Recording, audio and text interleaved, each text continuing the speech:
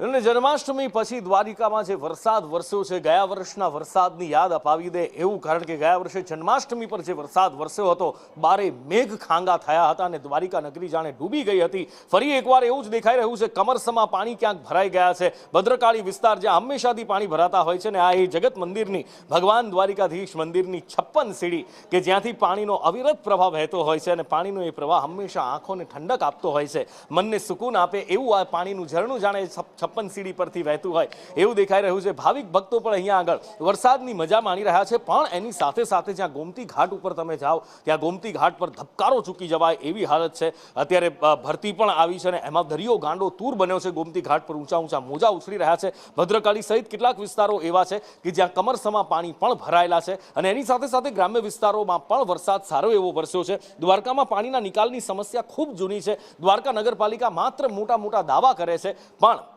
ક્યાંય પણ કોઈ વ્યવસ્થા આજ દિન સુધી નથી થતી. આ દ્વારકા નગરી જ્યાં બહારથી લોકો દર્શન માટે આવતા હોય છે, અહીંયા આવતા શ્રદ્ધાળુઓ સહેલાણીઓ છે એ વરસાદની મજા તો માણતા જ હોય છે, પણ સ્થાનિકો કે જેમના ઘરમાં પાણી ઘૂસી જાય, દુકાનોમાં પાણી ઘૂસી જાય, હોટલોમાં પાણી ઘૂસી જાય, રેસ્ટોરન્ટમાં પાણી ઘૂસી જાય, એમને બરબાદી સિવાય બીજું કશું જ નથી મળતું.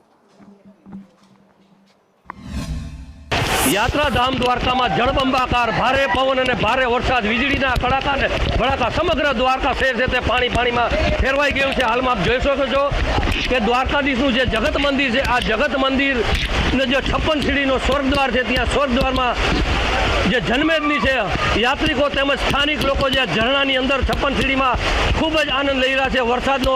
અને દ્વારકામાં હાલમાં જે વરસાદ વરસી રહ્યો છે ને આ વરસાદની મોજ લેવા સમગ્ર દ્વારકાવાસીઓ તેમજ યાત્રિકો 56 સીડી આવી અને ખૂબ જ આનંદ લઈ રહ્યા છે. ને ક્યાંક ને ક્યાંક કહી શકાય કે જે બહારથી આવતા યાત્રિકો છે તે આ વરસાદ લઈને ખૂબ જ હેરાન પરેશાન છે. તંત્ર ક્યારે આ યાત્રિકોની વારે આવશે તે રાહ જોવાઈ રહી છે, કેમ કે વરસાદ ફૂલ છે, પવન પણ છે અને હાલમાં સમગ્ર દ્વારકા છે તે પાણીમાં ફેરવાઈ ગયું છે. અનિલાલ, સંદેશ ન્યૂઝ, દ્વારકા.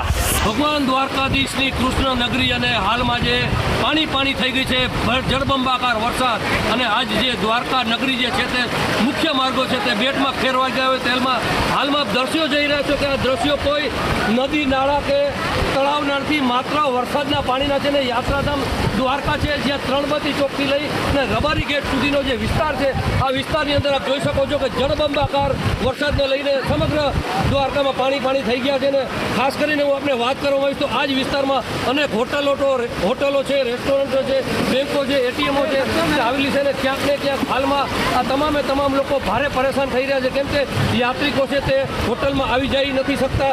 એટીએમ, બેંકો છે ત્યાં પાણી ઘૂસી ગયા છે ને અનેક દુકાનો છે આપ જોઈ શકો છો હાલમાં કે પાણી અંદર ઘૂસી ગયા છે ને ગોઠણ ડૂબ પાણી છે. ને ક્યાંક નાના બાળકો છે, હું આપણે દ્રશ્યો બતાડીશ કે એ પણ લઈને અહીંથી જાય છે તો કેવી પરિસ્થિતિમાં છે હાલમાં. અને દ્વારકામાં હજી વરસાદ ચાલુ છે, જો વધુ વરસાદ આવશે તો ક્યાંક ને ક્યાંક ભારે તારાજી સર્જે તેવા હાલના દ્રશ્યો છે. ને નગરપાલિકાનું તંત્ર ક્યાંક ને ક્યાંક હાલમાં જે પ્રી મોન્સૂનની કામગીરી હોય તેમાં નિષ્ફળ હોય તેવા હાલના આ વરસાદના દ્રશ્યો કહી રહ્યા છે.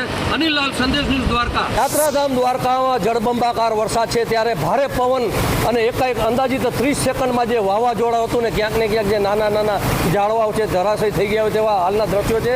અને આપણે આ ઇસ્કોન ગેટથી હું કહી રહ્યો છું કે સમગ્ર દ્વારકામાં જળબંબાકાર વરસાદને લઈને જે નદીના નીર વહેતા હોય તેવા સમગ્ર દ્વારકામાં હાલમાં જે વરસાદના નીર છે તે વહેતા થયા છે. ને હજુ પણ વરસાદ છે ને ક્યાંક જે આ વરસાદ જો આમ રહ્યો તો હોટલ, રેસ્ટોરન્ટ છે ત્યાં ભદ્રકાળી ચોક વિસ્તાર છે, ત્યાં મુખ્ય વિસ્તારો છે આવા, ત્યાં હોટલ, રેસ્ટોરન્ટ અને એટીએમ, બેંકોમાં પણ પાણી ઘૂસી જવાની શક્યતાઓ છે. અને હાલમાં જે આપ જોઈ શકો છો કે દ્વારકામાં જળબંબાકાર વરસાદ વરસી રહ્યો છે. અનિલાલ, સંદેશ ન્યૂઝ, દ્વારકા.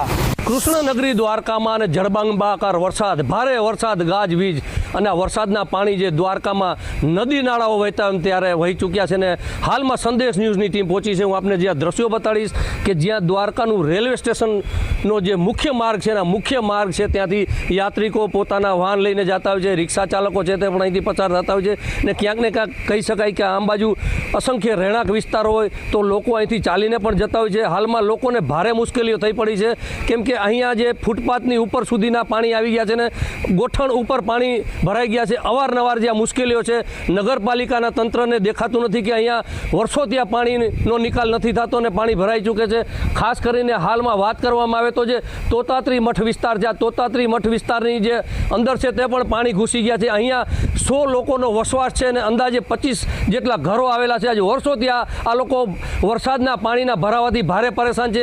એમના ઘરોમાં પાણી ઘૂસી જાય છે ને જે ફરિયાનું અંદરનું જે પાણી છે તે પાણીમાં ચાલવાથી રોગ પણ થતા હોય છે, ભારે મુશ્કેલીઓ છે। હાલમાં અન્ય દ્રશ્યો બતાડીશ કે જ્યાં રેલવે સ્ટેશન વિસ્તાર છે ને અહીંથી લોકો સ્કૂલમાં જતા હોય છે, આવતા હોય છે, ત્યારે બાળકોને પણ આવવા જવામાં ભારે મુશ્કેલીઓ થતી હોય છે ને હાલમાં વાહનો ચાલક હોય તેમજ પદયાત્રિક હોય તે રેલવે સ્ટેશન જતા હોય છે ત્યારે તેમને ભારે મુશ્કેલીઓ થઈ છે ને સમગ્ર દ્વારકામાં હાલમાં જે વરસાદના પાણીના જે નિકાલની વ્યવસ્થા નગરપાલિકા દ્વારા થઈ નથી તો ક્યાંક ને ક્યાંક લોકો હાલમાં ભારે પરેશાન થઈ ચૂક્યા છે। અનિલાલ, સંદેશ ન્યૂઝ, દ્વારકા।